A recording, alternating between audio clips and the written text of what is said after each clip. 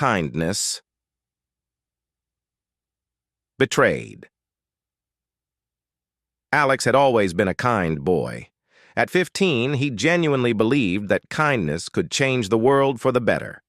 Every day as he entered the noisy corridors of Westfield High School, he smiled and nodded at his classmates, despite their sneers and contemptuous glances. "Hey, psycho! Still talking to imaginary friends?"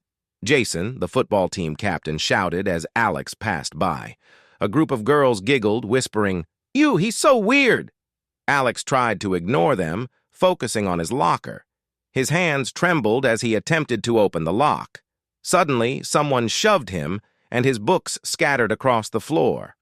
"Oops, sorry," Jason smirked, looming over Alex. "Better pick those up, loser." Alex knelt down, gathering his textbooks. As he reached for the last book, someone's hand snatched it away. Melissa, a beautiful cheerleader, held the book just above his head. "Aw, does the little weirdo want his book?" she taunted, tossing the book to Jason. "Please, I just want to go to class," Alex said quietly. "Maybe if you beg nicely, freak," Jason laughed. At that moment, a teacher appeared around the corner. Jason quickly dropped the book, and the group dispersed. Alex clutched his belongings to his chest, holding back tears. 10 years later, Detective Sarah Martinez stood over a body covered with a sheet. Crime scene tape fluttered in the wind, and police car lights painted the grim scene in red and blue. Third one this month. "Same M.O., she said to her partner, Detective Johnson. Johnson nodded. "Yeah, but this time he left something behind." He handed Sarah an evidence bag containing a crumpled note. "Kindness repaid in full," Sarah read, frowning. Sarah knelt beside the body, lifting the sheet slightly. Her expression told that the sight was gruesome. "Cause of death?" "Multiple stab wounds, just like the others," the forensic tech replied. "But there's something new. There's a yearbook page clutched in the victim's hand. It's pretty torn up, but you can make out a face and a name." Sarah carefully extracted the paper, her eyes widening as she read the name. At the police station, Sarah pinned photos to a board. 3 victims, all in their mid-20s. She stepped back, studying the images. The board was covered with timelines, maps, and potential leads. All former students of Westfield High. "Class of 2014, she muttered, flipping through old yearbooks. Her gaze stopped on a photo of young Alex, smiling awkwardly at the camera. "What happened to you, kid?" she thought. Johnson entered with a stack of files. "Got the background checks on our victims. You're not gonna believe this." "Try me," Sarah replied. All 3 were involved in bullying incidents back in high school. Multiple complaints filed, but nothing ever came of it. Sarah's eyes narrowed as she connected the dots. They were the bullies, and now someone's getting revenge. The next few weeks, Sarah spent interviewing former classmates who reluctantly admitted to witnessing bullying. She studied crime scene photos showing increasingly violent attacks, pored over old school records, circling names. A map of the city in her office was dotted with red pins marking crime scenes, forming an ominous pattern. One night, sitting at her apartment table surrounded by case files, Sarah looked again at Alex's yearbook photo. "Where are you hiding, Alexander Davis?" she whispered. Her phone buzzed. A message from Johnson. "Another body. Get here ASAP." At an abandoned playground, Sarah approached the new victim. Jason Thompson's face, former Westfield football star, was barely recognizable, beaten beyond recognition. "This is personal. He's escalating," Sarah noted. She noticed something clutched in Jason's hand. Carefully prying his fingers open, she found a small pin with a smiley face on it. "I know where he's going next," she said, suddenly realizing. In an abandoned warehouse, Alex, now a 25-year-old man, sat in a dimly lit room.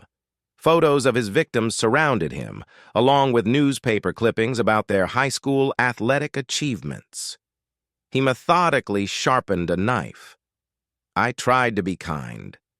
I really did," he said softly. Memories flooded him. How he approached Melissa with a homemade birthday card, and she tore it to pieces in front of the whole school. How Jason and his friends locked him in a locker for an entire day. How teachers ignored his pleas for help. "But kindness means nothing in this world," Alex whispered, gripping the knife. The creak of a door interrupted his thoughts. Alex jumped to his feet, knife at the ready, as Sarah entered with her gun drawn. "Alexander Davis?" "It's over, Alex. We know what they did to you," Sarah said, slowly approaching. "Do you? Do you really?" Alex replied bitterly. Sarah lowered her gun slightly. "Help me understand. Tell me your story." Alex hesitated, but then began to speak. He told of years of bullying, how his kindness always turned against him, how the system failed him again and again. "They took everything from me, my dignity, my hope, my future. I was kind to everyone, and look where it got me." "And now you're doing the same thing to them, becoming the very monster you hated," Sarah responded.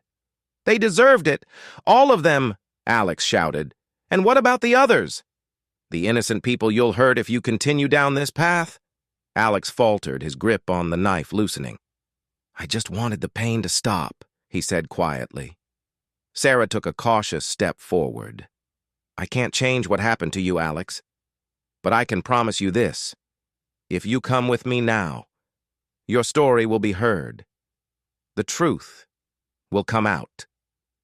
Alex looked at the knife in his hand, then at the photos of his victims. Slowly, he lowered the weapon. "Will it make a difference?" "It already has," Sarah replied. Alex dropped the knife, falling to his knees, as Sarah moved to handcuff him. Several months later, Alex sat at the defendant's table, looking pale but composed. Sarah watched from the gallery as the jury filed in. "Has the jury reached a verdict?" the judge asked. "We have, Your Honor," the jury forewoman replied. As she began to speak, we see a series of quick cuts. Melissa, now an adult, watching the news report of Alex's trial. Jason's parents, holding each other as they wait for the verdict. Sarah looking at a board in the police station with photos of Alex's victims and a new section titled Prevention Programs. A year later, Alex, in a prison jumpsuit, sat across from Sarah in the visiting room. He looked healthier, more at peace. "The anti-bullying program you started at Westfield, is it helping?" he asked. Sarah nodded. "It's a start. Your story, it opened a lot of eyes." Alex managed a small smile. "Maybe some kindness can come from this after all." As they continued talking, Sarah reflected on the complexity of human nature, the fine line between victim and perpetrator, and how the system often fails those who need help the most. She hoped that Alex's story would be a catalyst for real change, a reminder that kindness, though sometimes seeming futile, always matters. And perhaps, in the future, another Alex would find support and understanding before pain turned him into the monster he so feared.